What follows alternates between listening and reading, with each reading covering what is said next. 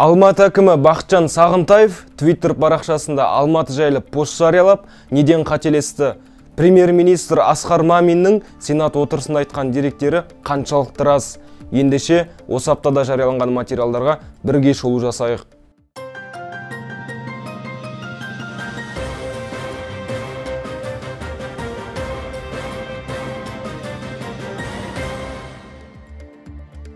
Он екінші қарашада Алматы қаласының әкімі Бақытжан Сағынтаев оңтүстік Астананың студенттер үшін үздік 100 қаланың қатарына енгенін жазды.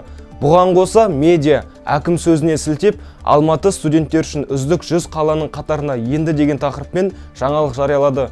Фактчек газет бұл ақпараттың қаншалықты рас екенін анықтады. Расымен Стадиком компаниясы студенттерге арналған үздік қалалар туралы рейтинг дайындаған.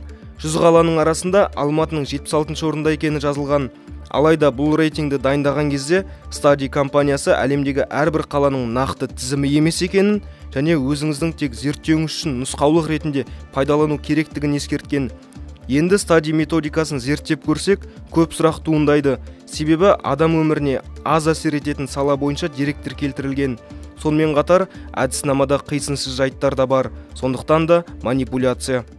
12 қарашада Стамбул қаласының оңтүстік шығысында Мәрмәр теңізіндегі демократия және бостандық аралында өткен түркітілдес мемлекеттердің ынтымақтастық кеңесінің 8-ші саммитінде сөз алған Қасым-Жомарт Тоқаев бірнеше дерек айтқан.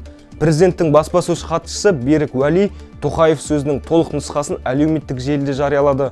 Фактчек газет келтірген деректердің қаншалықты шын екенін тексерді.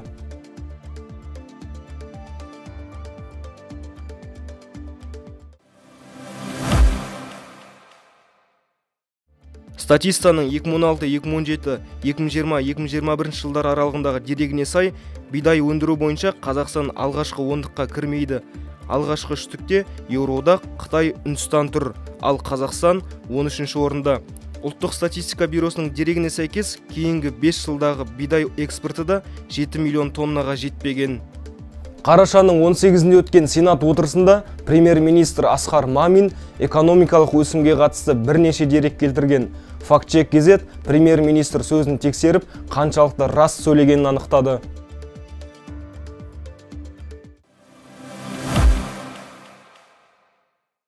Ұлттық статистика бюросының дерегіне сәйкес 2021 жылғы қаңтар-қыркүйекте еліміздің сыртқы саудасы 2021 жылғы уақытымен салыстырғанда номинал мәнде 12,7%-ке өскен.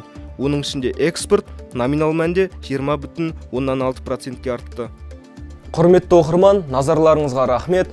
Видеоны бөлісіп, пікір жазып және фактчек газет сайтының желідегі парақшаларына тіркеліңіздер. Сайтымыздан материалдардың толық нұсқасын оқуға кеңес береміз. Шындыққа әркімнің ақ бар таласы.